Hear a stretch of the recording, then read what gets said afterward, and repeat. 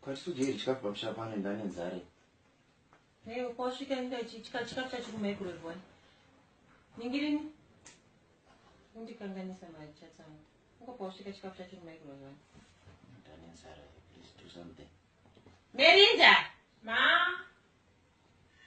umbonyanya iteko kwemandi kundipa chikafu zvese nomunoti Merinda se koimendera munotora chikafu muti Merinda ma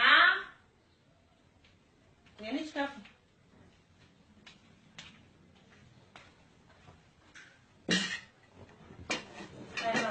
maspuna ndiye kuDubai handizi anoshanda special occasions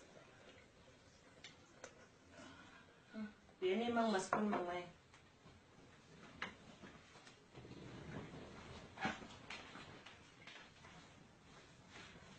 ndizeko ngombotora chikafu muchindipo takuti ndaroka Merinda kana cha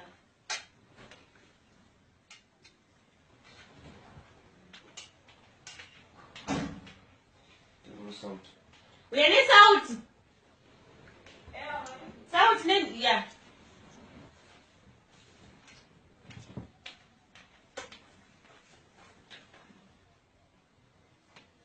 That's not salt.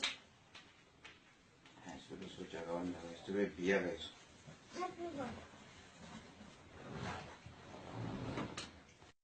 Yes, my daughter, how are you?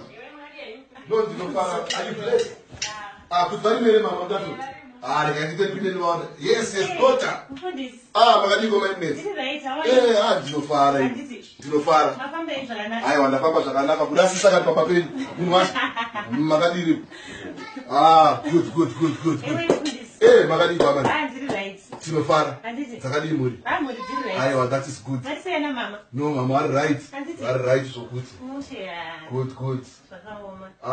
It's good to see you, eh? I didn't see you at church last week. Where were you? Dubai. Oh, that's it. That's a good idea. Yes. Okay. You don't have to phone me. I'm sorry. The problem I don't know cell phone. You could have brought me a cell phone. Whoa! My God, praise God for that. Amen. Praise God for that. Yes. It's good to be in this place. You, my phone is. Visei pro nego digo de mas joga.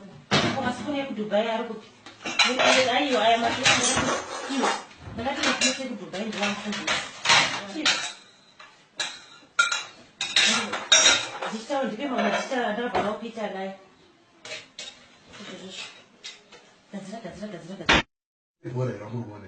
Sala de mama olha isso. No, mama. Handifika? Sibura mnongoziya so. Sokofundirwa mzana anofundisa tiparesho. I'm a very strong Manchester United support. Thank you. Bless you, my daughter. You're welcome. Bless you. Yes. This is good. Good food. Did you pray to bless it? I wanted to bless it. I mean it. Let's pray for this food, eh? Amen. Yes, Father, we thank you for the food that is before us. Bless the hands that prepared it. Every what has been removed. Amen. And bless this family as they bless me with their food. Amen. In Jesus' mighty name I pray. Amen. Hallelujah. Hallelujah.